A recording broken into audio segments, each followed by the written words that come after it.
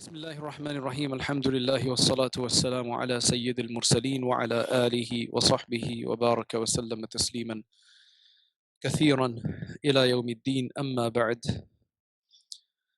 It's nice to be with you here, at least virtually. I guess that's what modern day technology provides, that ability to speak to people in different parts of the world.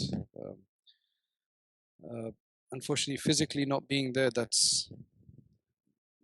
there's obviously a lot of international politics, and then a few people who are trying to make a difference get caught up in between in the crossfire sometimes. So these kind of things happen, but we request all of your du'as, inshallah. So anyway, after my apologies, one of the reasons this book was selected for, inshallah, the course today, Allah subhanahu wa ta'ala says in the Quran, وَأَنْتُمُ الْأَعْلَوْنَ إِن كُنْتُم مُؤْمِنِينَ, and you will be elevated, you will have a lofty status as long as you are believers. It's a very, very general statement, and of course there are going to be issues that people will have to go through in this world. Even those people who have some kind of loftiness in this world, or who have some kind of dignity in this world. And the reason for that is that is the nature of this world. So there are going to be ups and downs. There are going to be ebbs and flows. There will definitely be times of honor, and other times may seem very, very challenging. A Muslim is told to deal with these things. Rasulullah sallallahu alaihi wasallam, out of all people, was made to bear numerous difficulties, both within himself and for his companions. He had to witness his companions being persecuted. He himself was attacked so many times. In fact, nearly all of the Makki periods, it was a matter of survival.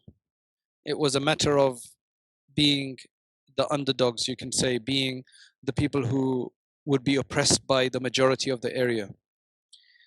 When he went to Medina Munawwara, it was a similar issue, though they made a lot of progress afterwards, and mashallah, Islam then went spread far and wide. Islam had a level of independence in Medina Munawwara. They had local support because the tribes in Medina Munawwara, they supported them. So while all of that became better, but then the attacks continued from outside, and they actually continued. Abu Bakr radiallahu anhu's khilafah of 2 years and something clearly was marred with this whole problem of trying to stabilize the situation around the Arabian Peninsula. Umar radiallahu anhu's time can be, you can say, marked with a lot more prosperity. And then comes Uthman radiallahu anhu's time, and then towards the end of his time, challenges begin again.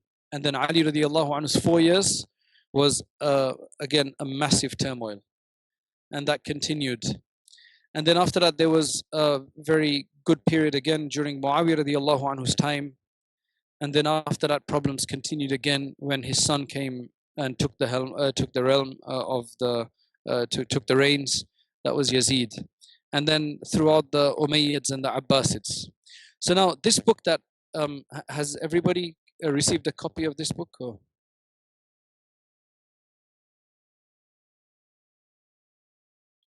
Does everybody have a copy of this book? Yeah? Okay. So what I want to do is, I don't want you to start looking through this book right now, but I do want to draw your attention to the dedication page, there's a page, I believe it's page 7 of the book, after the copyright page. There's a verse there from the Quran. They wish to put his light out with their mouths, propaganda and everything else that comes, but he will perfect his light even though the disbelievers hate it. That's a promise from Allah subhanahu wa ta'ala. So the question about whether Islam is going to continue or not, that's a moot question, because Islam is going to continue. There's a promise of that. If you read the next quote there, Islam has a staying power above that of all other religious faiths. Its scripture remains intact and uncorrupted in the original language of its revelation over 14 centuries ago. That's a very pertinent point. Reason is that it's due to the scripture that Islam still has its authenticity. If it wasn't for the Quran, and if it was just like the other books where they became changed and alterated or altered rather, then the religion changes by that. We have numerous sects, despite even without the Quran having gone through any kind of alteration, just based on misrepresentation of what the Quran says in certain cases. But because of the fact that the scripture remains intact and uncorrupted in its original language of revelation for over 1400 years, which Allah subhanahu wa ta'ala promised and took responsibility for, that's why Islam has that staying power. Its prophet is still loved and revered as much as he ever was. Look around the world. That's why people get very angry when the Prophet ﷺ is depicted in different ways. Its way of life is faithfully adhered to by many, and it is a religion of at least a fifth of the world's population and pretty much always increasing. It's an active mechanism that binds a diverse multi-ethnic community across the world as one ummah. And the final point there is despair should never be the quality of the believer. That is just not something that you can have, because Allah subhanahu wa ta'ala in his ultimate mercy is always there to shower his mercy. So now let's just begin to look at this book. I think you don't need to consult it anymore. Feel free to, inshallah, read it at your leisure, and do read it, because I believe that one of the reasons why I did this book is it was written by Shaykh Abul Hasan Ali Nadwi. I believe Maulana Zakaria is going to come later and discuss the great personality. I'm going to mention just a few things about him in my session. What I want to do in my session is I want to discuss the book, the reason why we wrote this book, and what the motivation was behind it. And then after that, I'm going to try to just give an overview of some of the individuals that have been discussed in this book. There's too many to go through all at once, unfortunately. I don't have that much time, but I want to give you the highlights so that you understand why these are bound together. And then after that, inshallah, I'll take some questions from you. So first and foremost, this book was written several decades ago, and the English translation or an English translation of it was produced in India. That translation was half decent in terms of how translations go. For today, it would sound quite archaic, being about 50 years old or something, or maybe 60 years old rather. It would sound a bit archaic because of the language used, and I don't think the translator was a native speaker. So he used a number of terms that are very out of use, and then, but in a general sense, it was quite good. He had abbreviated. He hadn't translate. I mean, he translated, you can say, the essence of the book throughout, but I felt that a number of nuances from the original author, Shaykh Abul Hasan Ali Nadwi, had been missed. So that's why when we began to work on this book to modernize it and update its language, revise it rather, we also had to then revise some of the much of the translation. So go back to the original and figure out exactly what he's saying. If anybody wants to check this, if they just compare Shaykh Abul Hasan Ali Nadwi's introduction of this edition to the previous editions that have been published both in Nadwa in India and by Ar-Rashaad and others, they'll be able to tell the nuances that have. Now, the reason why I find this book so important is because today, around the world, I mean, it's not lost on anybody that Muslims seem to be suffering in different places. They're either suffering direct oppression, subjugation from non-Muslims, or in many cases even from Muslim dictatorial regimes. That's a really sad case. The rest of us who are in the West, though we have generally a fairer system in which we live, thank Allah for that. There's obviously a lot of people that like to speak vile things about Islam and like to intoxicate or you can say toxify the atmosphere and corrupt people's minds against the faith. I believe for a huge part that is basically it's our doing to a certain degree, because we just don't present ourselves in the way we should, and we expect others to speak for us when others will not speak for us, and we've been a bit behind. But inshallah, we're picking up, and may Allah subhanahu wa ta'ala help us and assist us. But in this time and age, I would call it a bit of a low, not an entire low, but a bit of a low. At least for the people in the West, it's not an entire low, and I think even around the world. Because if we're to make some comparisons, I was just in Jerusalem right now. We managed to go and pray in Masjid al-Aqsa, in Qubbat al-Sakhra, walk around, and with a new, a good amount of freedom. Adhans are taking place there. The Salat, the Khutbah, Quran is being recited there. The Hadith of Rasulullah sallallahu alaihi wasallam is being taught there, and so on and so forth. If you know that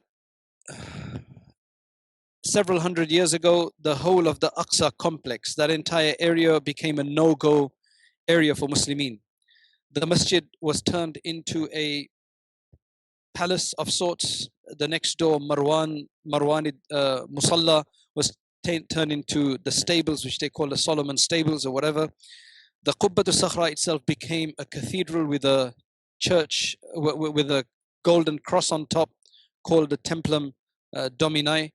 And that whole area, no Muslim was allowed to enter there. In fact, when the Crusaders took over, they killed literally thousands of people until there was a bloodbath. And they say the blood was, some say knee high. People were knee high in blood through the streets of Old Jerusalem.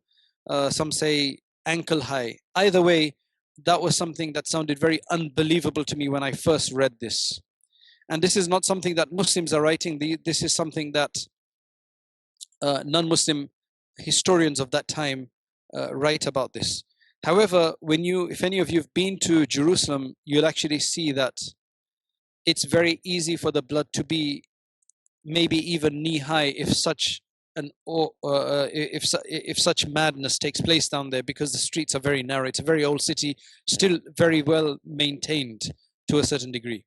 So it's a possibility. These are not the wide 3-lane dual carriageways we're speaking about, but rather these small made of stone, all constructed out of stone. And it's an absolute possibility where these things. In fact, many Muslims were told that if you enter the Qubbat al-Sakhra, then you will be saved. But that was treachery, and they were killed as well. So for about 90 years or so, there was no adhan that reverberated around its walls or its dome, and no Quran reciting, no salat performed in its mimbar, and it basically was crying out for all that time.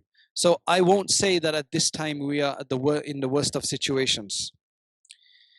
However, the Ummah has faced numerous challenges in the past. Right? We've had periods of immense greatness, but we've also had periods of immense stagnation and upheaval. We've had numerous attacks. Any enemy forces have conspired to bring about its destruction. In fact, many have tried to corrupt it from within. Its cities have been razed to the ground. If you look at Bukhara, Samarkand, and a number of the cities in Uzbekistan, northern Iran, they were totally razed to the ground. Its deity, Allah subhanahu wa ta'ala, has been accused of violence. Scripture has been misunderstood. Its prophet has been scorned. Its history has been deplored. Likewise, the whole heritage has been maligned, and the community has been condemned. Many of its scholars have been slain. Many of its activists have been persecuted, and many well-wishers have been silenced. many of Islam's teachings have been distorted. The internal assault that it has suffered, many of its own followers have brought it into disrepute, still continue to do so. They misinterpret its teachings, they misapply its force, and they commit injustices in its name, thereby just contributing to the environment of Islamophobia and further invigorating those who seek to annihilate it. So our history records all of this oscillation in great detail. And anybody who reads history, anybody who reads history will not be surprised to see the same cycle in motion again. So what we're experiencing today is nothing new. And it is not the good news is that it's not as bad as before, inshallah. So the main point out of all of this is that despite being taken many times to the brink of destruction, Islam's always been able to re-emerge as a force to be reckoned with. It has this amazing, ajib staying power above that of all other religious faiths. I mean, a simple comparison would tell you that. Its scripture remains intact and uncorrupted in its original language, as I mentioned. Even after 1400 years, the Prophet is still as beloved and revered as much as he ever was around the world. And its way of life is still practiced, not completely cancelled out, but practiced still by many. 1/5 of the world's population. It's an active mechanism that binds a diverse Muslim ethnic community across the world as one ummah. What do I mean by that? What I mean by that is that wherever you go, whichever country you go to, and you reckon that this person that you've just met is a Muslim, and you say Assalamu alaikum, the universal greeting, Islamic greeting of peace,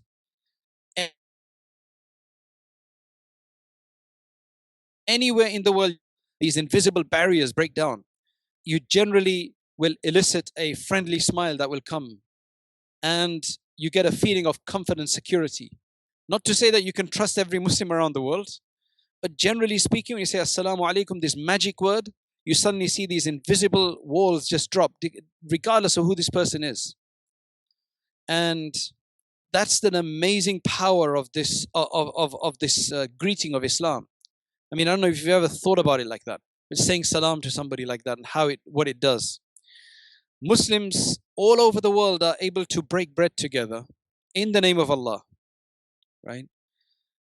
And even eat from the same platter, regardless of their ethnicity or race or socio-economic backgrounds. For example, myself and two of my friends from London, we went, all of us South Asian, right? Southeast Asian, Indian descent. We visited Mauritania and Senegal. In Senegal, we were invited to this individual's house, who was the son of a great sheikh. And he is also an ambassador or a representative of Senegal to another country as well, but he was in the capital at the time. So our host knew him, so we went to... So after a while, we'd been sitting there for about half an hour with him. There were a number of other guests as well from different African countries. And there's us three Indians. Suddenly he brings food along, and it's his massive platter of couscous. And we're all there. They get us to wash our hands, and then we're all eating from the same platter. Further or closer? Okay. So we're all eating from the... if you need to tell me anything, just type it out. Oh, okay. All right, no problem. Just let me know then. Or just speak, what do you call it? I can maybe read your lips. Anyway, so we're sitting there. So half an hour later, you get this massive tray of couscous. If anybody is like cracked wheat. And we all start eating it with our hands. So no spoons, this concept of hygiene that we have in the West and so on. It's a full sunnah of the way the Prophet ﷺ used to sit and eat, on a platter, right? With young children he used to sit and eat with. So we're all eating there with our African host, right, who we'd only met about an hour or so earlier. So how does one do that? Where would you do that? Where would you do? What will bind you together to be able to give you that security and that comfort and that brotherliness, to sit like that and eat together, right, with somebody just after meeting them for about an hour or so? Likewise, when we visited this scholar of 82 years old, he was 82 years old in Nouakchott, capital of Mauritania. And one of the things that he mentioned there as a reminder, he says that the reason that he had decided to meet us was because of our faith. It's what Islam has allowed us to get into his private space, into his home, and for him to open up despite the fact that he's old and so on. And that was our motivation for meeting as well. Muslims throughout the world, even at this time, can still unite on the formula of Tawheed. La ilaha illallah Muhammadur Rasulullah. Allah says the believers are brothers in the Quran. And the stronger the faith, hopefully the greater the bond of brotherhood, because of the a number of hadith about this. So that is, I think, the point to highlight here, that alhamdulillah, Islam is still very much alive the way it was. And this book then, The Saviours of Islamic Spirit, by the late Indian historian and intellectual Shaykh Abul Hasan Ali al-Nadwi, may Allah be pleased with him, is basically a story of the ebbs and flows of this ummah, the challenges, the setbacks, but more importantly, the successes that followed these setbacks. That's very important. This is why I say this book gives huge hope, right? It's basically a very important story of the accomplishments, attainments, and triumphs that propel this ummah forward. And the way it's told through its extraordinary figures. So it's not this dry history, but it takes a figure that came at a very important time, at a crucial time, and how that Allah subhanahu wa ta'ala used this individual, the reviver, as men of courage and zeal and vigor, an elect group. They were graced with divine determination. Allah used them to safeguard the spirit of Allah's religion on earth. Basically, that's what makes them the saviors of Islamic Spirit, saviors of the Islamic Spirit. Now, I know we could have changed the translation to, it would have been probably more appropriate English to say saviors of the Islamic Spirit. But we kept it saviors of Islamic Spirit because we felt that although it's not as accurate as it could have been, and generally White Thread Press is very particular about these things, but because that name had become established as the name of the title, and it was shorter and punchier, you could say, right? Because when you have brevity, it's sharper. So we kept it like that, just in case anybody's wondering about that.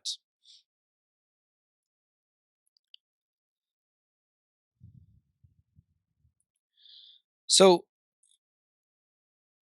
generally, many of the Muslims who are depressed today and who may be leaving their faith, or who may be considering leaving their faith, or at least hiding their faith, concealing their faith, and who've lost a lot of faith in their faith, is primarily because they feel that everything should be, if you believe in a faith, that faith should be elevated. And when they see other systems to be the elevated systems, then they think that that has more that has more relevance. And really, the reason for that is they're living in a vacuum. They haven't looked at history. And when I read this book first when I was probably, I would say, around 17, 18 years of age, if I can remember correctly. And I wish that I'd read it when I was 12, 13, because it would have helped my formational years. Because although it's a complicated book in the sense of analysis, it's an easy book to read, but it may be a bit complicated in terms of analysis. I did get my children to read it, and they actually helped me in this production of it. My daughter, who's now 15, she actually helped me. The index that's at the back of the book, she actually produced that index. So if she can produce an index of this book at the age of 14 last year, then that means 12 and 13-year-olds of a decent intellectual level should be able to read this book.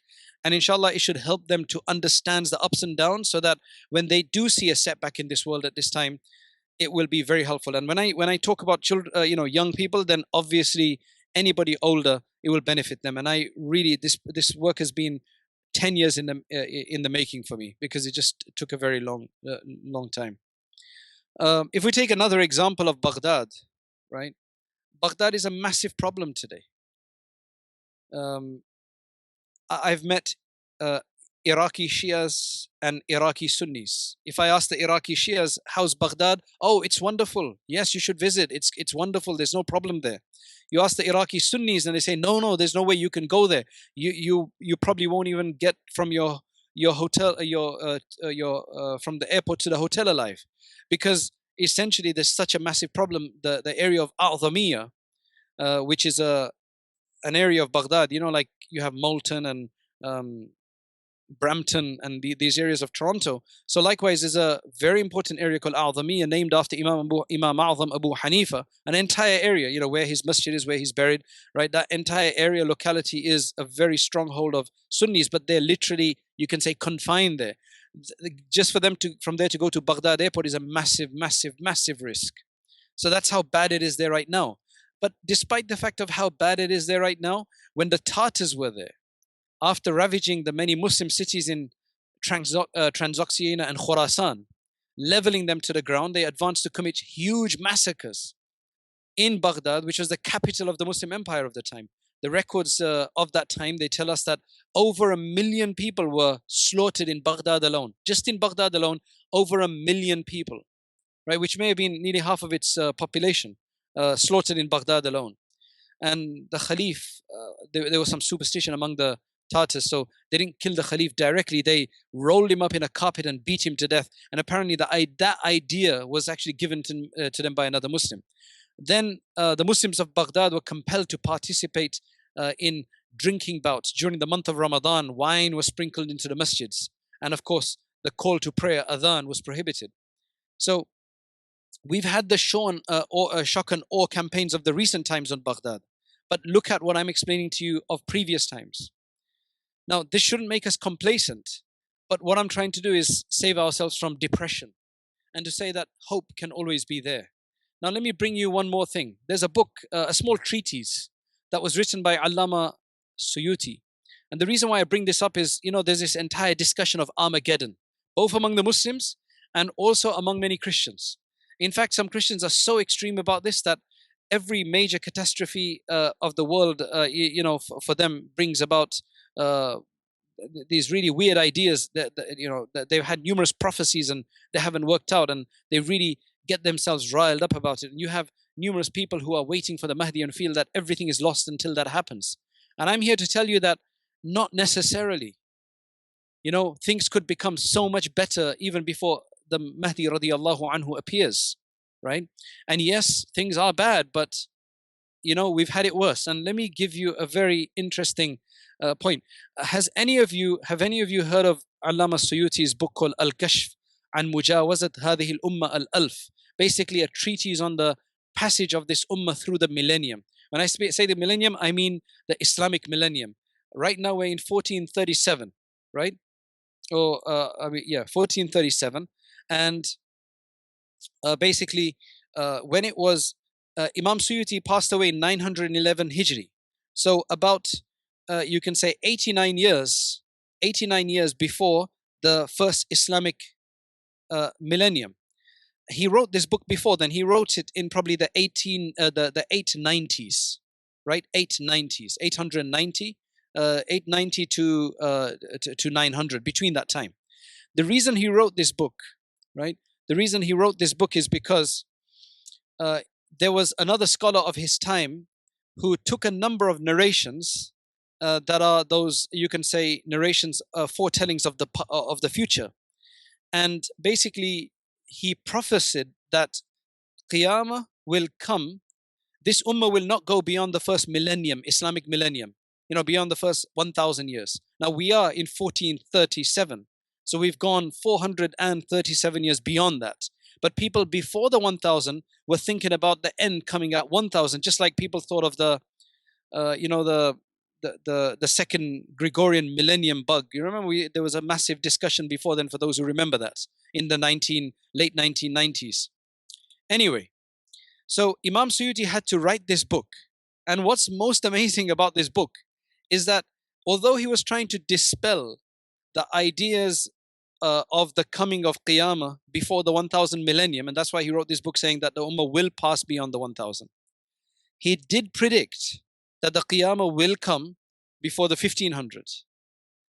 Now, when we say he predicted it, we can very comfortably, to a certain degree, say that the reasons by which he predicted that it's going to come at 1500 and not at 1000, for the same reasons that he said it can't come at 1000, now we can also say that for those same reasons it can't come at 1500.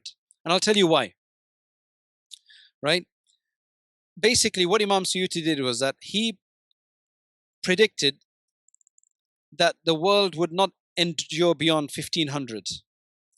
He had some calculations he made to dispel the other scholars' idea that it wouldn't go beyond 1000. Right? Basically, the reason he stated was that the reason he states that the world could not end at the first millennium was because the critical signs that that are foretold that are supposed to herald the last day, they've not yet come to pass. That was in that was in the early 900s. That the signs that are supposed to come before the Day of Judgment had not come to pass at his time. Now he quotes a number of narrations, and then he posits that the duration of the world is to be 7,000 years. Right? He has this theory that he creates, he develops from the hadith, that the world has to be 7,000 years. And he says that the Messenger of Allah sallallahu alaihi wasallam came towards the end of the 6th millennium, right, of the world. Dajjal will emerge at the turn of a century, followed by Prophet Isa alayhi salam, who will kill him, and then remain for 40 years in the world. People are then to remain in this world for 120 years after the rising of the sun from its setting place. There will be 40 years between the two blasts of the trumpets. This amounts to 200 years in total that are necessary to pass before the final hour, even after the major signs come about. Right? Now, so he states that now with only 102 years remaining, so he wrote this book, his treatise, in 898 Hijri, which is 1493 Gregorian. Just remember that number, 898. So he says that since there's only 102 years remaining to the first millennium, and we need at least 120 years or so, not 120 years, but 200 years for all of those signs to pass, that means the world cannot end by 1000, right? So, because none of the major signs, such as the Mahdi or Gog Magog, had come to pass at this time. So he asks that how can anybody think that the world will end at the first millennium? But then he goes on to say that it will end by 1500. We're in the year now 1436. How many years, 1437 now. 1437, how many years do we have left for the 1500? From 1436 to 1500, how many years do we have remaining? 63 years, okay? 63 years, Mahdi hasn't arrived yet. Neither has Isa alayhi salam, because even after Mahdi arises, you need about 200 years for the end. Right? None of the major signs have occurred yet. So according to his own method of calculation, despite his prediction that it has to happen by 1500, according to his calculation, it can't happen even at 1500. Right? Now, I mean, the whole reason for telling you about this is that even the prophecies of the best scholars in the world have not yet come to pass. I mean, for those who've been following this trend of foretelling the coming of the Mahdi and so on, how many dates have passed already? I believe one was 2004 was one of those dates. There was it 2014? There's been numerous dates. You've got speakers online that Armageddon speakers among the Muslims as well, numerous documentaries and things like that. But Allah has kept this concealed. And if anybody knows for certain, then it gets difficult, because then people become more fatalist. And we're supposed to be trying to improve. That's why it's very important. This knowledge is for Allah alone, and exclusively for Allah alone. As he says that they ask you, Prophet, about the hour, saying that when will it arrive? But how can you tell them that? Its time is known only to your Lord. You are only sent to warn those who fear it. On the day they see it, it will seem they lingered in this life an evening at most, or it's morning. Chapter 79, verse 42 to 46. So, subhanallah, that's what I'm going to say about the introduction to that. Now, I just want to mention a few things about the author in terms of my personal experience with him, and I'll leave the rest of it for Maulana Zakaria Sahib to cover and inspire you with, because he's got a lot of he's got a lot of resources on that, and he actually helped me. He provided some of these resources that I have. So first and foremost, I was aware of the author from the Alim class, because he is one of those authors whose books are studied pretty much the world over, both in the Indian subcontinent and the related seminaries, and also in the Arab world. He held numerous. I mean, I'll let you read his biography in the book. He was just an amazing, very comprehensive thinker and individual. Allah had gifted him in many ways. So what had happened was that when I was studying, I'd left England to go and study in India for a year. That was I think it was in 2000 and, sorry, it was in 92 or so, 92 or 93. So basically what happened is one of the principal, who never taught me, but because he was is that better? Yeah. Closer. So the principal, Maulana Iqbal, his name was. He would, he was quite a strict person. People would be scared of him, but on a few occasions he just grabbed me while we're walking, in the middle of the courtyard, and he would say to me, "You need to start writing." Now I had absolutely no idea about writing at that time. I'd never written anything. He says, "You need to start writing," and I would say, "Okay." And then he gave me an example. He said that Maulana Ali Mia, the author of the book, he is so particular about his writing, such an avid writer, that whether he's traveling or whether he's at home, he writes several pages every day. For about 2 hours or something, he spends in writing, even if he's in a train or whatever the case is. That's why he has numerous amounts of books. So for some reason, he just encouraged that I write something. And I don't know what kind of dua he gave me, but then later I did start writing. Right now, that was in 92 or 93. Then again in 90, I was in the second year of the Alim course then I went to complete my Mufti course in 99 to Saharanpur, and we heard that this was 1999, right, and end of that millennium, and we heard that Maulana Abul Hasan Ali is quite sick, he's quite ill, and these are maybe his last days. So I was there with my family, my wife and my child, and we decided that, you know what, let's go to him, let's meet him, and let's see if we can take his ijaza in hadith and visit him. Now, when you're studying, you don't have that much time off. So I think it was Thursday night after classes ended, I managed to get a booking. Not a booking, but I managed to get this last minute ticket, which only allowed you to stand or something, no seats. But generally in India, you can get on a train, and then if there's any empty seats, you speak to the ticket collector, right, who they call a TT down there. And he charges you a bit of money, right, and he gives you a seat. So we thought, let's risk it.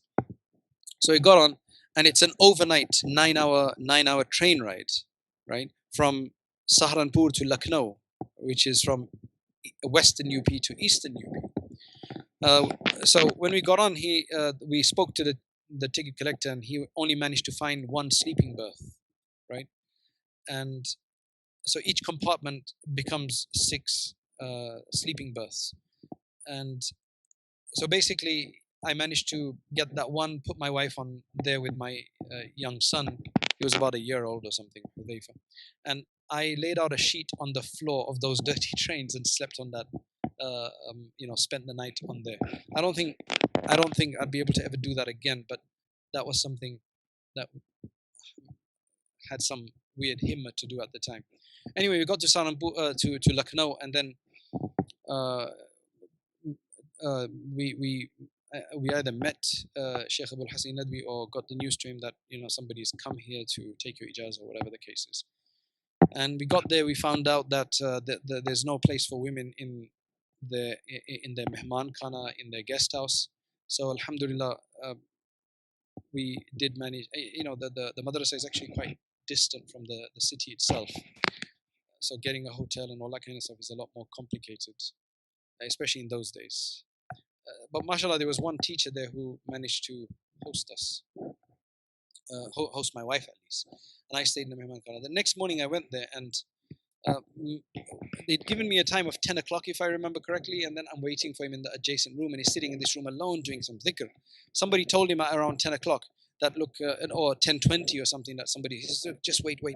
So I could tell he was really engrossed in some kind of dhikr or whatever. And finally, he allowed me to come in, and I read some hadith to him, and he gave me permission, ijazah. So that was my interaction with him. And then after that, most amazing thing is that he then passes away that same year after a few months. And the date that he passes away is the 31st of December. 31st of December, 1999. And the most amazing thing out of all of this is that he passed away on a Friday. It was a Jumu'ah. It was just before Jumu'ah prayer. And subhanallah, it was Ramadan, the 23rd or the 22nd when he passed away. Let me check. It was Ramadan the 22nd, I believe, when he passed away. Yeah, it was Ramadan the 22nd. It was a Friday. He was 86 years old. He woke up at 9 a.m. in the morning, completed his daily litanies. He read Surah Yasin about 13 or 14 times, as was his habit. And then he made dua for a number of people by name. And then he took a bath after 11 a.m., changed his clothes, prepared himself for the Friday prayer. He then asked for a copy of the Quran so he could recite Surah Al-Kahf from it. While waiting for the Quran to come, he began to recite Yasin again from memory. He'd not completed the Yasin, and then his soul departed in this state of preparation. The time was exactly 11:50 a.m., just before Friday prayer. I said 31st December 1999. His nephew, Shaykh Muhammad Rabi al-Hassani al-Nadwi, who's still alive, he led the funeral prayer at 10:15 p.m. that same night, which was obviously now the night of the 23rd of Ramadan. So an odd night. The congregation size in that small place called Takia Kala, which is Rai Bareli, right, away from Lucknow, right? 200,000 people showed up in people from far and wide. And he was then laid to rest in his family graveyard, which is a very important graveyard. He has some very prominent individuals in his family. Sayyid Ahmad Shaheed is in his ancestors as well. And the other thing is, the most amazing thing is that when you go to Haram, you do have salats that they pray, the funeral prayer they pray on people who die there locally. But you hardly ever see them praying salah ghaiba. Hanafis don't do this anyway, but the Hanbalis and others, they pray absent, the salat ghaib on the absent, which if a prominent person dies somewhere, they pray salat ghaib on them even though they're not present. Generally, they do that for very, very, very select individuals, if ever. I've never seen it happen. But during a few days later, during the night of the 27th of Ramadan, 2,700,000 worshippers performed the funeral prayer for him in absentia in Makkah Mukarramah. They had a janazah prayer for him on the 27th night, 2,700,000 people, and 1,500,000 people in the Medina, in the mosque at Medina Munawwara. So you can tell that was a massive acceptance for people to be so moved, even in the Haram, right? A place which is very strict in terms of their protocol, that they managed to, that they wrote, that they performed this janazah prayer. Now, if I'm to just quickly go through some of the highlights of this book, this book is just amazing. I mean, I could read this book over and over again. The reason for it is that each of these individuals here, what Shaykh Abul Hasan Ali al-Nadwi has done in this case, he's not taken the revivers. Technically, a reviver, a mujaddid. You know, the Prophet ﷺ said in hadith of Abu Dawood that at every turn of a century, Allah subhanahu wa ta'ala will send somebody to revive their faith for them. So the condition of a reviver, right? I actually talked about this. I've got a bayan recorded about this, which I actually did in Canada. I remember it was one of those programs at Maulana Nafis's masjid. So the reviver is somebody who comes at the turn of a century, an Islamic century, and does some important revival work, and it could be more than one person. So you could have numerous people who would do this work in the middle of a century, but they generally will not be considered a reviver, even though you have great individuals like that. Sorry, that's living in London. That's our trademark sound. Anyway, so for example, they say that the reviver of the first century is Umar ibn Abdul Aziz, and so he is included in this book. And he, you could say, out of the entire history, among all the revivers, so Imam Shafi'i was a reviver of the 2nd century, Imam Ghazali of the 5th century, then you had Ibn Daqiq al-Eid, and then Imam Suyuti says that he hopes that he is the reviver of the 9th century because he died 911, just over the century. Again, he did a lot of work. Anyway, Umar ibn Abdul Aziz, among all the revivers, is probably the most comprehensive reviver. The reason is that not only was he a scholar and did a number of revival work in terms of hadith and so on, but also he was the Amir and the leader, the Khalif of the Muslims. And we've had no other reviver like that after him. That was also the one in power, right? So you've had scholars of different traditions, different subjects, but never a leader like that. So what I find in Umar ibn Abdul Aziz is what I find, right? Because I can let you read the book and decide for yourself how you benefit. But what I find in Umar ibn Abdul Aziz, I'm just going to give you that.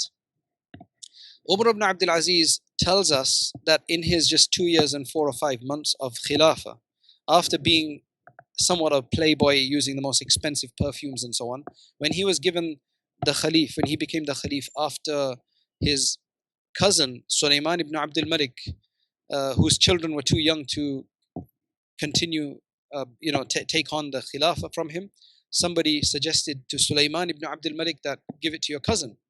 So he was not the next one by default. It was very accidental, but a wonderful accident, you can say, in the apparent sense of things. So Umar ibn Abdul Aziz showed that within 2.5 years or so, he changed the discussion from that of being vice and architecture, because Sulaiman ibn Abdul Malik was into architecture and so on, right? And then, Walid ibn Abdul Malik before him was into architecture and so on. And it says basically that you are, the hadith mentions that you are on the deen of your leaders. And the reason is that it's basically speaking about a top-down influence, right? Influence from above in terms of from the leadership. So what this shows is that you don't need too much time. In that corrupt system, a very corrupt system of the time, Umar ibn Abdul Aziz, within 2 years and some months, he was poisoned and he was killed in that. But he managed to have the discussion and the discourse on the street turn to how many qada prayers people had made up, how much nawafil they'd done. That became the discussion.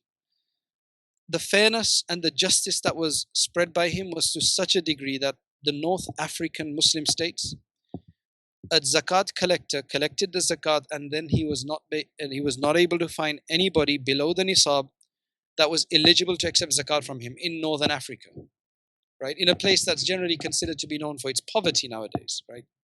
So you can tell by all of these things that the top-down approach, depending on who's doing it, with their fairness, these things can change. I'll give you an example. Umar ibn Abdul Aziz, when his cousin died and he was named as the next Khalif, he obviously took part in the burial, the burial rites. So he was buried at night time, Sulaiman ibn Abdul Malik. So after coming out of that, it must have been a very long night and everything. And as he came out, he suddenly hears this massive sound. So it's the royal convoy, the security convoy. He says, "What is this?" He says, "Oh, now you're the Khalif, so you need this royal convoy." He says, "Look, I don't need any of this. I'm just like a normal person among you." He went into the masjid And when he got into the masjid, he gave a khutbah, and he mentioned that, he mentioned his inaugural, in his inaugural speech, he mentions whatever he mentions, and then after that he gets off and he says, okay, now I will see you for dhuhr. And he goes towards his room. When he goes towards his room, uh, the reason is, his son catches up with him. His son catches up with him, and he says, oh father, where are you going? So he says, the whole night we've been awake, and this, that, and the other, and I'm very tired, so I want to take a rest. He says, how are you going to respond to the people who will, how do you know you're going to stay alive until Dhuhr? All of these people have been waiting for their complaints to reach you, for their, for the violations against their rights to be brought to you so that you can set them right. And Umar ibn Abdul Aziz, just taken aback, he says, Subhanallah, he says, all praises to Allah who gave me from my loins people who could correct me like this. And he grabbed his son and he embraced him. And then after that, he went right back to the minbar, and then he says, okay, fine, come on. He started the procedure, and immediately, people started saying, okay, this land of mine was taken, and then he started giving things back, and he started taking things back from his extended, Umayyad family members, and they didn't like it one bit. They complained to him, and he responded to them, and basically, eventually, they eventually had him killed. They say. During his khilafah, he was so particular. Once somebody came to discuss something with him. So he was in his office or whatever you want to say, and using the lamp. And then the person shifted over to a personal discussion. So immediately, Umar ibn Abdul Aziz, rahmatullahi alayhi, he switched off. He turned the lamp off. I said, what happened? He says, well, now we're talking about personal things. This is government wealth. We can't use the wealth of the Muslimin for our personal discussions. So he was very particular like that. So within 2.5 years, he managed to solve a lot of the issues. So that's what I see in him. That if the people at the top are fine, they will have an influence on the people below them. A lot of the time, there's always a blame game as who's to blame. Then the next person that it covers is Hasan al-Basri, rahmatullahi alayhi, who was a kind of a contemporary of Umar ibn Abdul Aziz to a certain degree, but he was not in power, he was in Basra. And what I see from him is that he is a scholar that you will find mentioned in the books of hadith, because he was a master in hadith. In fiqh, he was a master in aqidah issues. He was a master in Quranic tafsir. So you will see him quoted everywhere. And subhanallah, when you read his books, you will see that he managed to stay away from Hajjaj ibn Yusuf, even though he criticized Hajjaj ibn Yusuf, who was the big tyrant of the time. He was known for his extreme eloquence. That's why anybody who studies classical Arabic literature will study the words of Hasan Basri rahmatullahi, because he was considered to be very effective in his speech. After that, you have Imam Ahmad ibn Hanbal. And Imam Ahmad ibn Hanbal. So basically, this first volume of this book will cover approximately the first 6 centuries of the major figures in these first 6 centuries. And it will discuss the way Shaykh Abul Hasan Ali discusses it. He discusses the problems the Muslim Ummah started going through in terms of whether it be decadence, political turmoil, whether it be persecution, whether it be, you can say, an decline in education and or spirituality, challenge of polemics, challenge to the creed belief system. He then discusses the issue, he discusses the state of the time, and then he discusses how Allah subhanahu wa ta'ala uses a particular individual or personality to respond to these things. And he mentions their characteristic and everything like that. So we can learn a lot from their characteristics of what a person who wants to make change needs to be like. This book provides huge role models. So Imam Ahmad ibn Hanbal, he comes at a time when you've got rationalism that has been influenced by Hellenistic philosophers, right? That has taken root in the Muslim Ummah, and some of the Khalifs of his time start to develop certain theories like the createdness of the Quran theory, and they're now persecuting all the scholars and to make them conform. And then they lead this inquisition, and in that Imam Ahmad stands strong against them, despite the fact that many others outwardly just started to voice what they want, what the authorities wanted to hear. So at this very crucial time, they say that there were two individuals, Abu Bakr radiallahu an and Ahmad ibn Hanbal, who at very critical points in Islamic history have held Islam together when it could have been destroyed. Abu Bakr radiallahu anh, because the apostates, they wanted to personalize the faith, not give zakat, for example, and just be half a Muslim. Imam Ahmad ibn Hanbal, because a massive creed issue of the non-Christianness of the Quran was at stake here, and he managed to stand. He was whipped for it, and you can read the entire story, which is very, very heartrending. That is the calamity that befell him, and then he discusses that.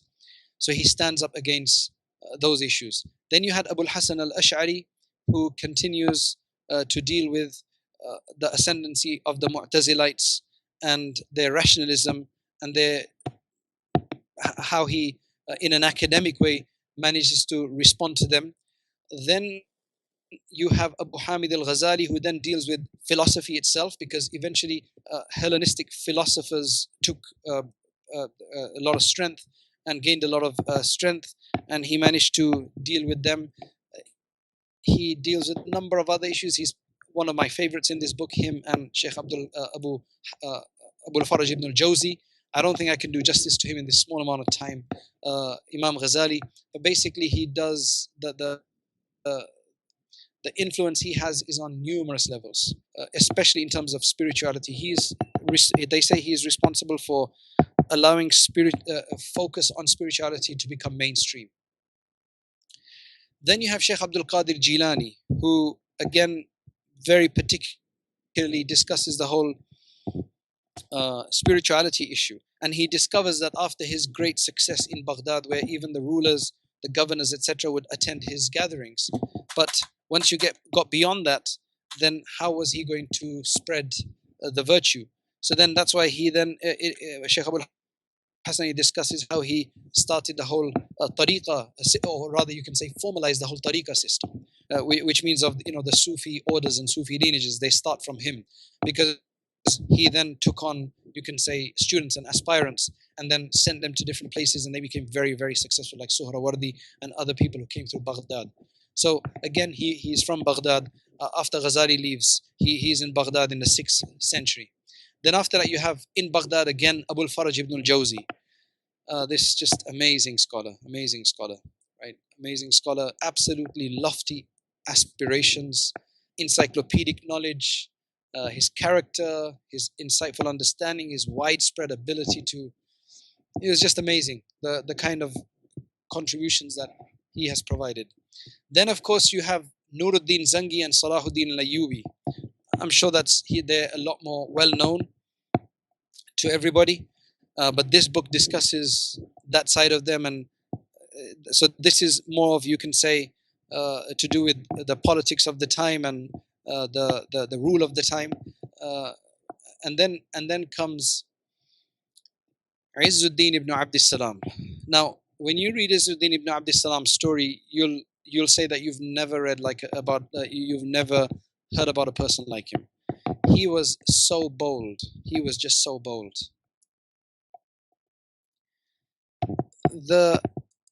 He would speak out against anybody. He would speak out against anybody. And on one occasion, when he was the Mufti in Egypt, he gave a fatwa, and there were other influential parties that it went against. So they rallied the ruler, who used to really like him, but the ruler said some untowardly words towards him. So the next day, the ruler hears that you better get up and you better go and bring Izzuddin ibn Abd salam back, because he's leaving Cairo, Egypt, and if he goes, much of the people are going to leave with him as well. So he had to go after him. What he did was, this is a bit of history that I'm gonna mention, and I'm gonna end this very soon. I'll take your questions, inshallah. Right, but what happened then is there were a number of state dignitaries that had originally been brought as slaves, but slowly they had rose in their ranks and become ministers and people of influence around town in the political system. The Mamluks, basically. Right? Now, Izzuddin ibn Abd salam, from a fiqhi perspective, was a Shafi'i faqih, very good jurist. He gives a proclamation that all of these people, and they're in very high levels of the government, they need to be that they need to be officially sold and emancipated. Otherwise, it's not right. Right? Now, these people are in high position. I mean, how does that sound? So they obviously try to convince the king against the ruler against him, but the ruler cannot budge. Finally, one of them comes to kill him. So he comes to his house, and his son opens the door. Shaykh Izzuddin ibn Abd salam, his son opens the door, and he sees the situation outside, and he comes back to his father and he says, "Look, this is what's going on, and I am fearing for your death." So Izzuddin ibn Abd salam goes outside. Actually, no, I don't think he said he feared. He just said, "Look, this is what's going on," or whatever the case. But Izzuddin ibn Abd salam goes outside, and as soon as he addresses that person, the person just begins to shake, and his sword drops, and he says, "Okay, look, what are you going to do with us?" So finally, they agreed that, look, if somebody does sell us, then make sure it's you who sells us. So at least it's honorable. Now, a lot of you may be very confused about this whole slavery thing. Now, you know that slavery existed before Islam, but Islam brought in numerous laws to give them honor and dignity, because if you had a wholesale emancipation all at once, these people would be enslaved for centuries, right? In their psyche, they wouldn't be able to survive. So the way Islam wanted is that to rehabilitate them within the homes, give them the same food that you eat, give them the same clothing, feed them, don't overburden them, and numerous excuses in the Sharia to free them. So if you do this wrong, like you break a fast or whatever, free a slave. If you do this, you free a slave. If you do this, free a slave, and so all of these fadail and virtues. So that's how, like, you're wondering, how do slaves get in such high positions that they are office bearers? Well, exactly for that reason, because of the equality in Islam. Anyway, so finally he did auction them off. Right? He auctioned them off. Then his son did say to him afterwards, "I really feared that you were going to die today." And look at the response of Izzuddin ibn Abd salam. He says, "Unfortunately, your father is not so lucky to be killed that way, to gain shahada that way." He was traveling through a place which is today in Jordan, called Karak. It's by where the Ghazwa Muta took place, where the 3 Sahaba are buried. So the people of that area, they said, "Stay here as an imam." When scholars visit, and the people of this masjid or that masjid will say, "Why don't you become an imam here," or whatever the case. So he said, "No, your area is not big enough to contain my knowledge." That he was just an amazing scholar. Once he went into the ruler's court, where everybody's sitting there, all the dignitaries and everything, and he said, "Oh, you sit here like this while wine is being sold freely in the streets, and this, that, and the other." And then the ruler, who's visibly shaken, in a trembling voice, he says, "Oh, is that the case? That's from my father's time." So then immediately Izzuddin ibn Abd salam says to him, "Oh, so you're..." Sorry, I live on a main street and the window's open. So Izzuddin ibn Abd salam says to him, "Oh, so you're from one of those who say that, oh, this is what we found our forefathers doing, and that's why we follow them?" Subhanallah, he was just um, extremely powerful. Izzuddin ibn Abd salam, he's considered to be the Sultan al-Awliya. He was a big wali of Allah subhanahu wa ta'ala. Now, when he was in Egypt, he was in the city, and he had a friend who lived outside the city. On one occasion, this friend of his sent him a number of things as gifts.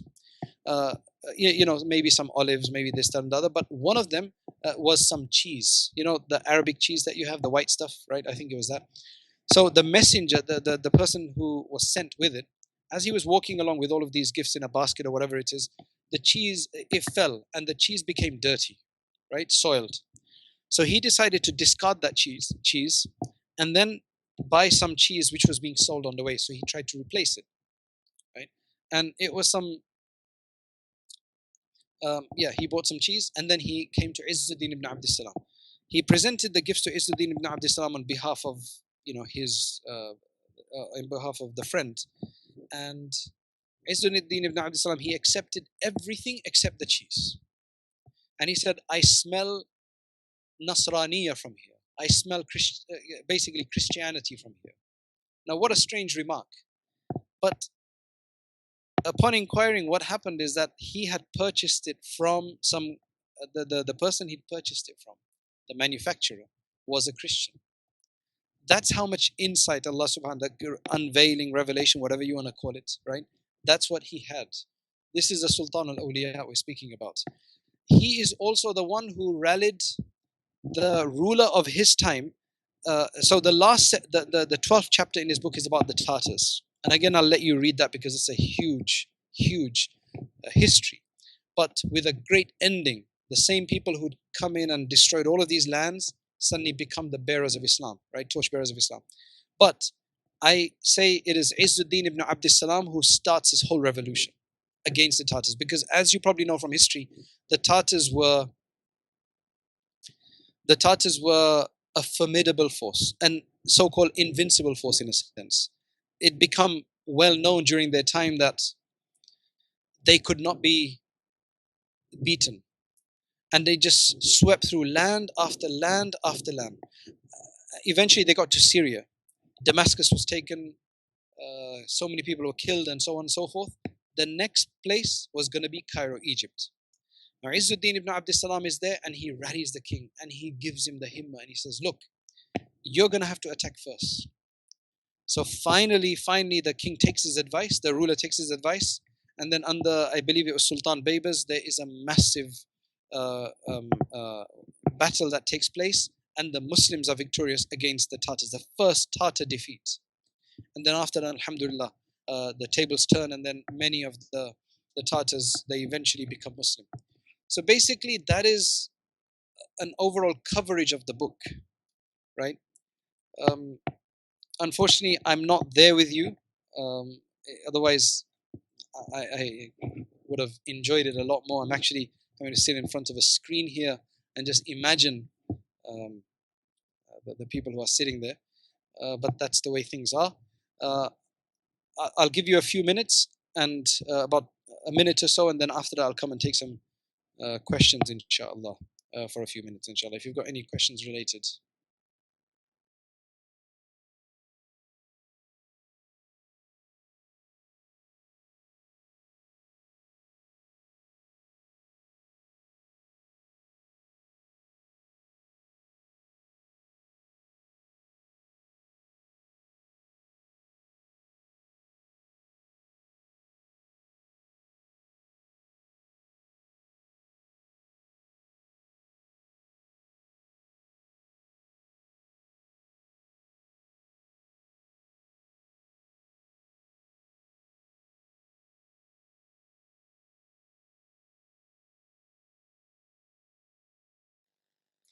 Okay.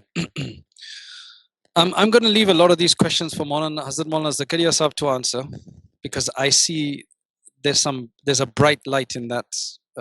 I see there's a massive bright light with a black turban on. Otherwise, if that black turban wasn't there, I don't think we'd be able to even see it. The black turban, the black beard. So I'm going to let him deal with a lot of these questions. Inshallah, I'm going to take a few though. Allahu Akbar. You mentioned how the Muslims are not in a very critical state right now, but we are still in a tough situation as an ummah. Do you know of any spiritual reformers, or are they always hidden? There are numerous spiritual reformers. Are you talking about on an individual level, or are you speaking about on a community level, on a very large level, somebody like Ghazali who manages to go through? And so I think I think there are definitely people at both levels. Allah subhanahu wa ta'ala never leaves the ummah in the cold. However, I think the distractions in our time are just too many. The distractions in our time are too many. So though a lot of these people will be available, they are not sought out. People don't have the time for them. And I think, inshallah, by reading this book, one of the things that you'll get is this determination, inshallah, in the heart, this desire in the heart to want to do better, to look out for these people. Allah subhanahu wa ta'ala can benefit us. If you're waiting for somebody to come and sweep you off your feet, right? Although this book is kind of discussing those kind of things in terms of a very prominent individual who comes and just, mashallah, carries everybody away. We hope to Allah subhanahu wa ta'ala for that person, but our responsibility is not to wait for such an individual, because the work of Allah continues, the world continues, Islam continues, but whether we stay Muslims or not is the question. That's the question for us. That's the question for you. It's the question for me. And the reason is that for each one of us, whenever Qiyamah comes, doesn't make a difference. What does make a difference is when our Qiyamah, our individual deaths come about. And that could be tomorrow, that could be any time. So that's really what matters. So I think in terms of that, there are definitely reformers. Going back to the issue of revivers itself on an academic level, the ulama say that it doesn't have to be just one reviver for the entire ummah. There could be different revivers in different cities, even different countries even. So there's some individuals that will consider, for example, in the last century, you will have people from Egypt, etc. They will consider Hassan Banna to be their reviver. The people in the subcontinent consider Maulana Shah Wali Thanwi rahmatullahi to be the reviver. You've got this obviously it's going to be a bit of an ijtihadi process, but the people of Allah will have a better idea generally as to who the reviver is. What we're looking for is on an individual level how we can benefit and find such people. All right, let's take the next question. And I'm going to tell Hazrat Maulana Zakariya Sahab to add whatever he wants at the end and to fulfill the shortcomings of my answers, inshallah. Just give me a moment. Let me... Salim.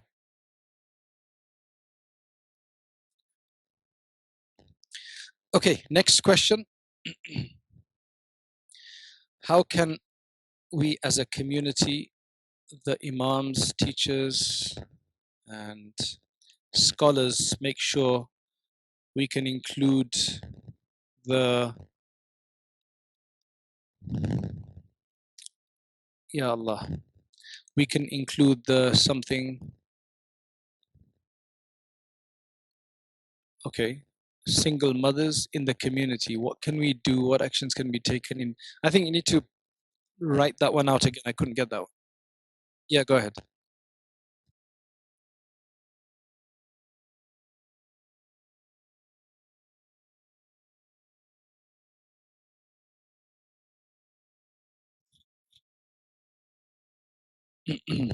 Yeah, that's an issue of social work and so on. I'm not sure how that relates to our discussion here on the Saviours of Islamic Spirit. It's kind of obliquely connected. So I'll just briefly answer that. I want something that's more related to our question, to our discussion today. I know this is distantly related. But obviously, I think we just need individuals who have more who have concerns for all of these different, to be more comprehensive in our approach to things, to not miss out. If I'm getting that right, if I'm understanding the question right, what we suffer from today is that because of there being no barakah in our time, each group cannot. I mean, the way we criticize groups is, let's just say there's one group who's doing one bit of work. Our criticism for that group will be that, but they're not doing this or that as well. What we have to understand is that we lack the strength and the comprehensiveness and the barakah in time that people in the past had to be able to do so many things, individuals to take on so many different actions. We just don't have that ability today. So I think we need to uh, the imams, the leaders of the community, the ulama, the scholars, and others need to kind of identify where there's a deprivation. For example, if the poor are not being taken care of, if the homeless, if the women, single mothers, right? Then we need to encourage. Look, I, as an imam, for example, cannot do everything. I put my hands up. There was a time when I thought I could do everything, but you realize that once you get into the world and all the activities, your own responsibilities and everything, and this is the nature with everybody, right? You can't do everything. But what you can do is you can draw attention to it. So you can tell a group of sisters to start an organization that deals with single mothers, because they would be best placed to do that. The imam is not going to be able to go and speak to single mothers as well as a good sister can do that. So it's about trying to identify the needs, and then for them to facilitate, to delegate and facilitate, and try to help others to bring up, provide. That's what I think is a successful model today. If any organization wants to be selfish and wants to try to do everything themselves, I don't think they're going to be able to do that. It's not easy to do that. What we need to do is we need to delegate others, we need to work with others, we need to network with others. And thus, single mothers, I mean, that's kind of a word that really sticks out there. It is definitely a place that we need to deal with, because, and I think I'm going off my topic here, but I know, for example, in my own community, that there are at least 3 women who've been divorced. Some of them have children, some don't, but they're in a depressed state. Our community persecutes divorced women. Now, again, there's a very specific issue we're dealing with here, right? But the responsibility of the leaders of the community is to draw attention to that and to try to facilitate somebody who can work with them.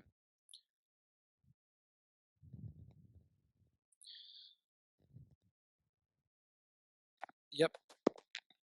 How's that? Okay, any more questions? I can see Imran there, mashallah. I've seen him after a long time.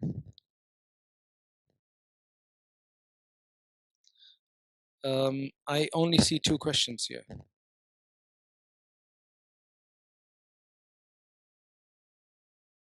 Yeah, yeah, go ahead, just read them out.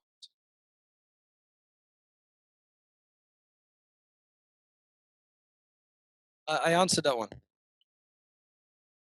Yeah.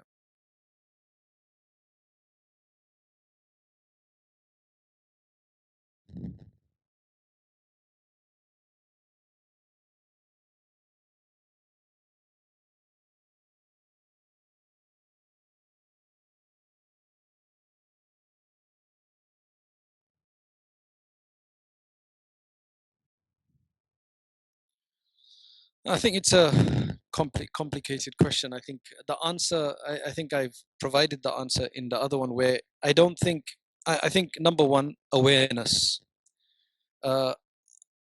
I've mentioned in the book that after reading the book, I became a lot more aware of the dynamics of the Muslim community.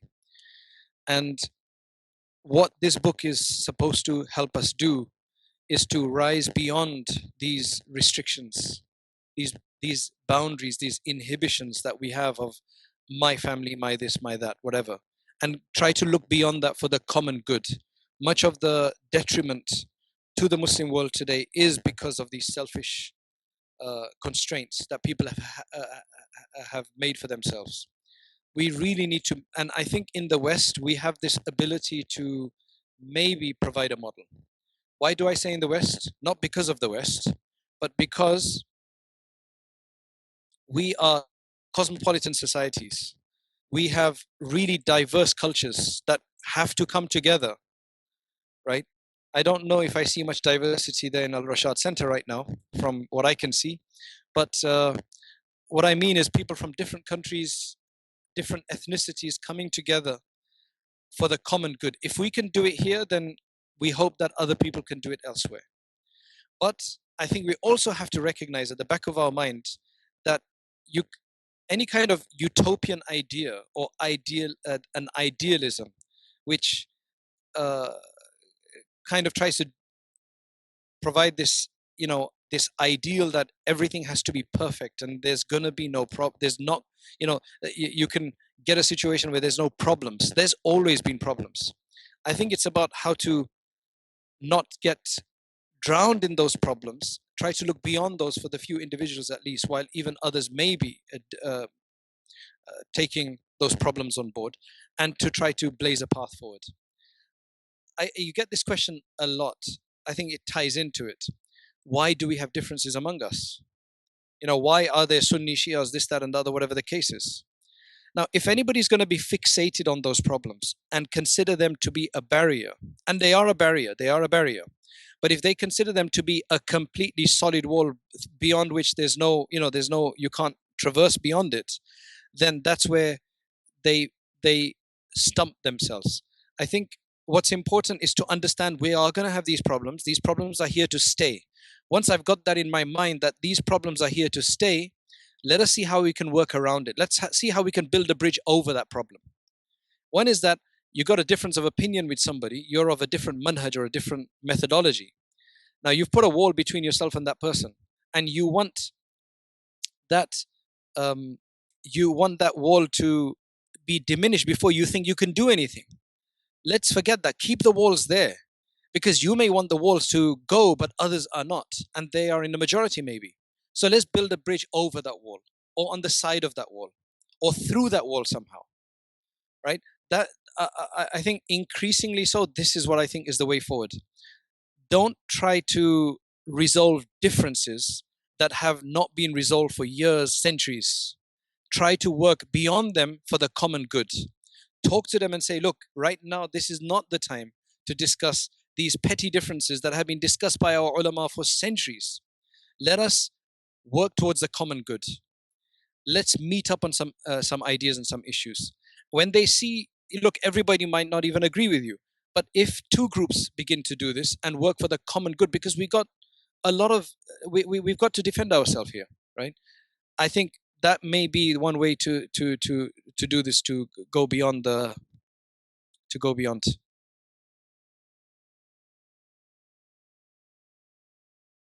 question here, it says, can you ask Mufti Saab, is there a difference in the types of mujaddideen, spiritual or otherwise? Yes, definitely. So, while for the earlier centuries, the ulama have kind of restricted it, or you can say confined it to one, Umar ibn Abdul Aziz, and, from a spiritual perspective, from a law-giving perspective, from hadith, everything. While I think for the more recent ones, I think they've said for hadith, it was one person, for spirituality, it's another person, for tafsir, it's another person, for this subject, it's another. So the ulama have mentioned that you could have more than one mujaddid in any given time, uh, in more than one place as well, and for different subjects. So for spirituality, definitely so. There's going to be mujaddideen for that as well. When people aren't turned to spirituality, and then somebody revives that whole idea and provides people, brings about interest in spirituality. Okay. So obviously, the turn of the last century was kind of the time where um, the dhuhur, or the apparent nature of a spiritual mujaddid or otherwise would become apparent amongst the people. So that being said, in the last, So you're asking who's the mujaddid of the 14th century or whatever, right? Yes. You're saying, is that question? Yeah. So who is Okay, I leave that to Maulana Zakaria. He's probably a lot more prepared for that question than I am, capable of answering that question and deciding that. It's a speculative issue, as I mentioned. I think I alluded to that earlier, that different people will say different things. In Egypt, they'll say in the subcontinent, even within the subcontinent, within different groups, somebody will say, Maulana Raza Khan, Ahmad Raza Khan, Barelwi Rahmatullah alayhi, and somebody will say Hazrat Maulana Shavali Thanwi Rahmatullah alayhi, that there's going to be differences of opinion around. I'm answering this as an academic in terms of, just giving you the whole scope of the Muslim world. And in Turkey, they'll speak about somebody else, right? Okay. So, yeah. All right. So he says, Sheikh mentioned it's not necessarily that necessarily the things would get worse just before the time of the advent of the Mahdi radiallahu an. How do we understand this in light of the verse at the beginning of Surah Al-Anbiya, اقترب للناس حسابهم وهم في غفلة معرضون? Right. So now you have what you call the major signs and you have the minor signs. The way I see the difference between the major and minor signs is that the major signs will be global phenomenon. Everybody will be influenced, affected by that. When the coming of Mahdi comes, it will be global, right? It will be a global issue. Likewise, the Dajjal will be a global issue. Isa alayhi salam will be a global issue. Before that, you have all of these minor signs. Minor signs, the reason they're minor and not major is because they're not global phenomenon. If you take the example of disobedience to parents is a minor sign. In some places you have more disobedience than in other places. So minor signs take place different parts of the world in different intensities. So in some areas, in some homes, they'll be worse than in some other places. Some people will be very respectful to their parents, while in other places they won't be so. The other thing is about the prevalence of music and song and dancing. Some places there's a lot more prevalence of it than in other places. These are all the minor signs, right? Time contracting. I personally have felt a difference in time when I was in America, when I'm in England, and when I was in India. In India has the longest amount of time, barakah in time. It just stays much longer. Now you could say that this is based on our reference points and things that we do, and where we've got a lot more, you can say, appointment based timing in the West, and that's why our time. For example, I know that if I've got 5 or 6 or 7 programs booked up for the next 2 months, that is my 2 months. That's my barakah gone. That's why I don't like to book in advance, because when you've got open time in front of you, you feel like you got more time. When you're when you're stuck with a routine of this many programs or whatever the case is, it's like all of your time's gone. So time is obviously very psychological in the way you approach it, but you feel it different in different areas. And again, we feel that the time just whizzes past, just flies by, and that again feels different in different areas. So that's what I would say. اقترب للناس حسابهم. Of course, their hisab, their time for their reckoning is very, very close, and they are still heedless. They're still in the state of heedlessness.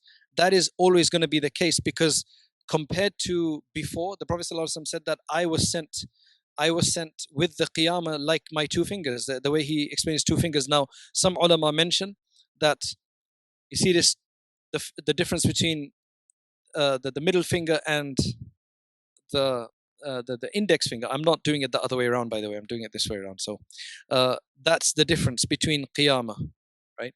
Others have said that this small gap in between, minor gap in between, this is what he's talking about. But when you compare that 1437 years have passed since that time, and no qiyamah has come yet. So what did the Prophet ﷺ mean? It did lead certain individuals like what's his name, Abul Ala Maududi, to say 1400 years have passed, and what does he mean, shortness of time? I'm paraphrasing his words, that this hasn't proved true, right? So he did question this narration. But it's clear when you look at history and the millions of years that have passed, this is a minority, this is a small amount of time. So when it says اقترب للناس حسابهم في غفلة معرضون, that clearly is an explanation of the closeness of the day of judgment. And at the end of the day, anything we do in terms of what can have a bearing on our hisab, on our accounting, on our reckoning, is closer to us than any day of judgment that will occur to individuals, because it's our own death. The world can continue, but our hisab will end anyway, unless you look at sadaqah jariyah, which is positive anyway. There's a question that is, if I can say, tangentially related, and I don't know, it's up to you if you want to take it or not. But he mentions that that you mentioned the concept of tariqas, I guess, in relation to Shaykh Abdul Qadir Jilani rahmatullahi alayhi. So when we know that fiqh al-batin is just as important as fiqh al-zahir. However, how can we understand these prescriptions and dhikr formulas as not bid'ah when they are fixed? Nothing is fixed. Nothing is fixed. These are none of these are fixed. They're just prescriptions by a sheikh to you, not shariat, and it's not fard for you to do it. It's only that you have submitted it's like you go into a university and say, I'm going to enroll. You pay money to them, right? And then after that, you are obligated to do certain things like take an exam on this day or read up this much or whatever the case is. Now, is that considered to be haram? Not at all, because nobody says that by Sharia you're required, right? Where same thing when it comes to the Sheikh and his student. The student is essentially giving him a pledge that I want you, because I want you to help me out. I give you this pledge that I'm going to do everything you say to the best of my ability. So essentially, it's just a practical setup that they provide the student so that they can help them, because that student has unfortunately failed in his own right to do these things. So the Sheikh is telling him to do that. That's essentially what this is. And if anybody looks at it anywhere beyond that, that this is fard or whatever the case is, I mean, the confusion comes here by trying to take this as something legislated by the Prophet sallallahu alaihi wasallam. What the Prophet ﷺ wants us from us is ikhlas, connection with Allah, love for Allah, and preparation for the hereafter. Somebody's just providing a regime, a regimen to help us do that. Essentially, that's what it is, because there's many ways to acquire these things. They're just telling us, and each tariqah has a different way to do this. So that's basically what it is. It's just a practical setup to achieve these things. Part C of the question is it true, because you're discussing Imam Ghazali rahmatullah alayhi, is it true that Imam Ghazali rahmatullah alayhi retracted from his involvement in maybe a more, he says tasawwuf or tariqah before he died? Oh, okay. Yeah, I think the confusion there is not with the confusion there is because there's a discussion about whether he turned away from ilm al-kalam. Definitely not from tasawwuf. I mean, if you read his al-munqidh min al-dalal, al-munqidh min al-dalal, which means the deliverance from error, he tells you how after a massive study throughout his life, he comes to the clear understanding that the way to Allah subhanahu wa ta'ala is the way of the Sufis. And for in that regard, he spends the last decades of his life, and there's no way he would give that up, right? In fact, his one of his last books is the Bidayatul Hidayah. Right? In fact, his last two, one of the, some of his last books, Bidayatul Hidayah, which is the beginning of guidance, which White Thread has published, and I don't know, isn't Hafiz Umar Mutala there selling White Thread Press books today? Okay. All right. Anyway, that's unfortunate that you don't have White Thread Press books today. But khair, the other book that he wrote at the end was Iljam al-Awam an Ilm al-Kalam.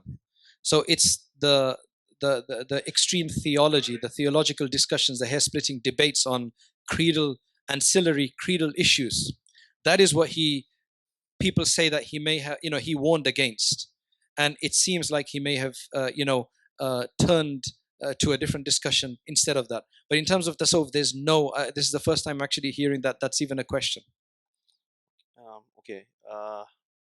So I just had two brief questions. So because we're on this discussion of Mujaddideen revivers, aside from Mawlana Ali Miyasa rahmatullahi alayhi's book, Tarikh Dawat wa Zimat, which is Saviours, are there any other books that are worthy of reading in the English language, or any articles for those who aren't willing to read books? Let me see if I do have any suggestions. I will try to provide it to you before the end of your program. Otherwise, I'm going to leave that to Hazrat Maulana Zakaria Saab and Maulana Hamza to give suggestions. Inshallah. So that's the end of the questions that we have. Barakallahu feek, barakallahu feek, jazakumullah khairan. Jazakumullah, may Allah unite us together in Jannah. Please keep us in your du'as. Inshallah, the rest of the program is very more capable hands than myself. So inshallah, I take a step away now, inshallah. But I want you to carry on your du'as for me, inshallah. Again, some of you were not here in the beginning, but as I said, I would have loved to have been there, obviously physically with you. But Allah subhanahu wa ta'ala has provided this other means. So may Allah subhanahu wa ta'ala make this means of our salvation, inshallah, in the hereafter. وآخر دعوانا أن الحمد لله رب العالمين. Jazakallah khairan, Mustab, for affording us the opportunity, and inshallah, we hope that we have other opportunities to benefit from yourself, inshallah. Obviously in a more closer proximity, if Allah subhanahu wa ta'ala allows, inshallah. inshallah.